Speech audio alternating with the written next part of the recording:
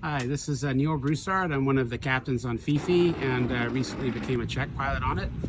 Part of the proud crew to fly this historic aircraft. It's definitely a privilege, certainly a lot of stress and responsibility as our primary concern is caring for the airplane at all times.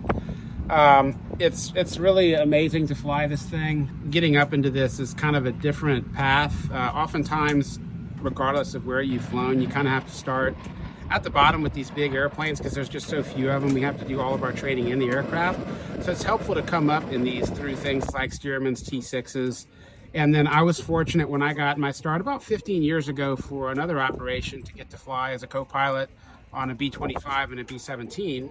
We try and find people that have some other radial engine experience, and then if they come, they fly their Stearman with us, then we'll often start people in the right seat of our B-24, and that's kind of the pathway to get into the B-29. When we operate it, we operate from a lot of smaller airports, so you'll find that if you've been flying at an airline or modern airplanes, there are just things you have to think about on a fairly routine basis that you otherwise wouldn't have to. Otherwise, once you get it going, it's just an absolute privilege. And at the end of the day, you know, we say people might come for the planes, but they stay for the people. And when you travel with this, you will hear stories that just absolutely blow you away. And more importantly, you help people make connections with ancestors and family members that are very personally meaningful. And that's, at the end of the day, why we do this and why we're proud to be out there and affiliated with FiFi. When you look at the geometry, you can see that we've got the propellers crossed right now. You can see that the prop tips are higher off the ground. Now, normally when you're taxiing, of course, the inboard propeller is just tracking right in front of your gear. So that one will be all right. But at some of these smaller airports, or the way airports are constructed now, you'll have a lot of obstructions that you're not normally used to thinking about because these propellers will be hanging way out over the grass, and you can wipe out all kinds of stuff. It's like having a sideways lawnmower. So we'll do some pretty laborious procedures sometimes, and we kind of limit where we can taxi. In fact, there are many times we may actually have to taxi onto the active runway before we will even be able to start the outboard engines. So to do that, we have lots of procedures and checklists. We take our time and then we just execute those procedures. And because of the nature of the airplane, most places are willing to accommodate us, which is nice. It's fun when you're flying around. The controllers always ask, hey, is this FiFi? And it's kind of fun to be on the other side of that, push a button and say, yes, it is. Modern airplanes are built under modern certification standards. This predates that, and people have to remember the primary purpose of this aircraft was a weapon. So all of the creature comforts are gone, and many of the handling qualities do not necessarily meet the certification standards that you might expect from a modern aircraft, which is why there's a lot of mentorship with this, and that's also why it's important to get into some other airplanes, maybe some smaller ones, and kind of work your way up, because once we get in this, you kind of have to play for keeps.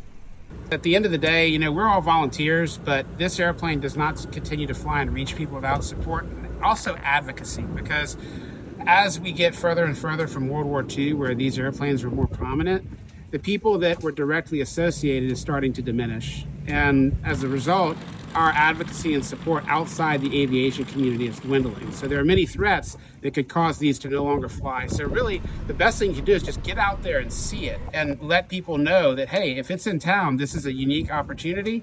And if you want, try and come either fly in the aircraft, or there's many volunteer positions or other ways you can support it. We'll take it all. If you live around Dallas, that's great. We can use your help year round in the hangar, but just because you don't live there, oftentimes all you really have to do is get to a tour stop. If you can get to a tour stop, you can travel with the airplane and support the operation when we're on the road.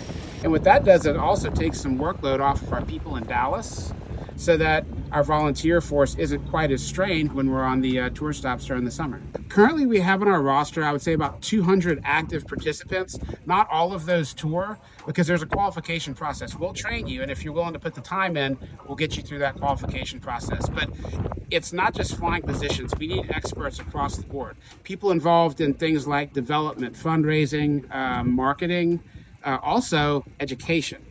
We have dedicated officer positions that interface with the national organization that's not just restrained to the Air Power History Tour. So literally, if you have a unique skill set, it probably has a place here. So I was looking through the window of FiFi yesterday on the wing of another B-29, and I didn't understand how I even got there.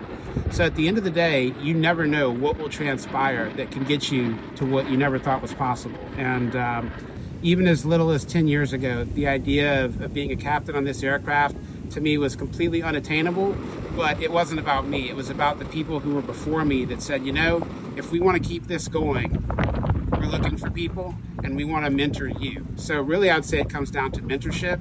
And while it's great for me, the most important thing I can do is try and help the pilots that I'm flying with now to develop into our crew positions so that they can take this airplane out on their own. That was my first time as the captain in a formation flight with another B-29. I've done formation in smaller aircraft and smaller bombers. I would say that this did have some unique challenges because the handling qualities of the airplane are just less responsive. So you're kind of having to think further ahead. And also, we're looking at our decisions. So when you're doing formation, do you necessarily want to be pushing boundaries? So my approach towards this is, let's give a good display that would be representative of a reasonable formation and show that, hey, we're not here to take risks or push boundaries.